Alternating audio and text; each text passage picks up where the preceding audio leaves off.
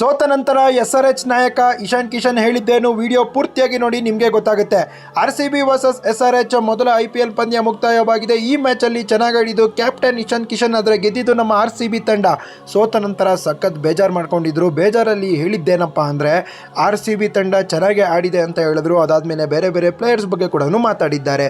First batting ಆಡಿದ್ದು SRH 200+ ರನ್ಸ್ನ ಹೊಡಿತಾರೆ. RCB ತಂಡ 15 ಓವರ್ಸಲ್ಲೇ ಮ್ಯಾಚ್ನ ಮುಗಿಸ್ತಾರೆ. ಚಿನ್ನಸ್ವಾಮಿ ಸ್ಟೇಡಿಯಮಲ್ಲಿ ನಿಮಗೆ ಗೊತ್ತಿರೋ ಹಾಗೆ ಚೇಸಿಂಗ್ ಮಾಡೋದು ಲೈಟಾಗಿ ಈಸಿ, ಯಾಕಂದರೆ ಸ್ಕೋರು ಗೊತ್ತಿರುತ್ತೆ. ಆದರೆ ಸ್ಕೋರ್ ಜಾಸ್ತಿ ಇದ್ದರೆ ಚೇಸ್ ಮಾಡೋದಕ್ಕೂ ಆಗೋದಿಲ್ಲ. ಇಶಾನ್ ಕಿಶನ್ ಹೇಳಿದ್ದೇನಪ್ಪ ಅಂದರೆ ಹೆಂಡ್ರಿಕ್ ಕ್ಲಾಸನ್ ಅವರ ಕ್ಯಾಚು ಸ್ವಲ್ಪ ನಮಗೆ ಮಿಸ್ ಮ್ಯಾಚ್ ಆಯಿತು. ಅದಾದಮೇಲೆ ನಾನು ಕೂಡ ಚೆನ್ನಾಗಿ ಆಡ್ತಿದ್ದೆ, ಡಫಿ ಅವ್ರ ಕಡೆ ಚೆನ್ನಾಗಿ ಬೌಲಿಂಗ್ ಮಾಡಿದ್ರು.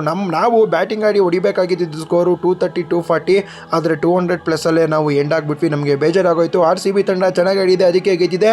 ಆದರೆ ಅಂಪೈರ್ ನಿರ್ಧಾರ ಮಾತ್ರ ನಮಗೆ ಸಖತ್ ಬೇಜಾರು ಮಾಡಿದೆ. ಹೆಂಡ್ರಿಕ್ ಕ್ಲಾಸನ್ ಅವರು ಕ್ಯಾಚು ತುಂಬ ಕಾಂಟ್ರವರ್ಸಿ ಆಗಿತ್ತು, ಕೊನೆಗೆ ಕಾಂಟ್ರವರ್ಸಿಯಾಗಿ ಮುಗೀತು ಅಂತ ಇಶಾನ್ ಕಿಶನ್ ಅವರು ಬಿಗ್ಗೆಸ್ಟ್ ಸ್ಟೇಟ್ಮೆಂಟ್ನ ಕೊಟ್ಟಿದ್ದಾರೆ. RCB ವರ್ಸಸ್ SRH ಪಂದ್ಯದಲ್ಲಿ ಯಾರೆಲ್ಲ ಚೆನ್ನಾಗಿ ಆಡಿದ್ರು ಅಂತ ನಿಮಗೆ ಗೊತ್ತೇ ಇದೆ. ಟೀಮ್ ಇಂಡಿಯಾ ತಂಡ T20 ವಿಶ್ವಕಪ್ನ ಹೆಂಗೆ ಗೆದ್ದರೋ ಅದೇ ಥರ ನಮ್ಮ RCB ತಂಡ IPLನ ಗೆಲ್ಲೋದಂತೂ ಗ್ಯಾರಂಟಿ. ವಿರಾಟ್ ಕೊಹ್ಲಿ ಅವರ ಆಟ ಬೊಂಬಾಟಾಗಿತ್ತು. ದೇವದತ್ ಪಡಿಕ್ಕಲ್ ಅವರ ಆಟ ಕೂಡ ಸೂಪರ್ ಆಗಿತ್ತು. ಮ್ಯಾನ್ ಆಫ್ ದ ಮ್ಯಾಚ್ ಆಗಿದ್ದು ಡಫಿ. ಫಸ್ಟ್ ಮ್ಯಾಚಲ್ಲೇ ಇದೇ ಥರ ಪರ್ಫಾರ್ಮೆನ್ಸ್ ಕೊಡ್ತಾ ಹೋದರೆ ಸೂಪರ್ ಆಗಿರುತ್ತೆ ಗುರು. ಡೆಬ್ಯೂ ಮ್ಯಾಚಲ್ಲಿ ಡಫಿ ಅವರ ಬೌಲಿಂಗು ಅರ್ಥ ಮಾಡ್ಕೊಳಕ್ಕೆ ಆಗಿಲ್ಲ. ಸೇಮ್ ಹೇಸಲ್ವುಡ್ ಥರನೇ ಬೌಲಿಂಗ್ ಮಾಡ್ತಾರೆ. ಎಲ್ಲ ಕಂಟ್ರೋಲು ಅವ್ರ ಹತ್ರ ಇದೆ, ಆದರೆ ಹೇಸಲ್ವುಡ್ ಥರ ಲಾಂಗ್ ಲಾಸ್ಟಿಂಗ್ ಆಗಿರ್ತಾರೆ. Wait and watch. ಇದು ಇಶಾನ್ ಕಿಶನ್ ಸೋತ ನಂತರ ಹೇಳಿದ್ದು ಗುರು.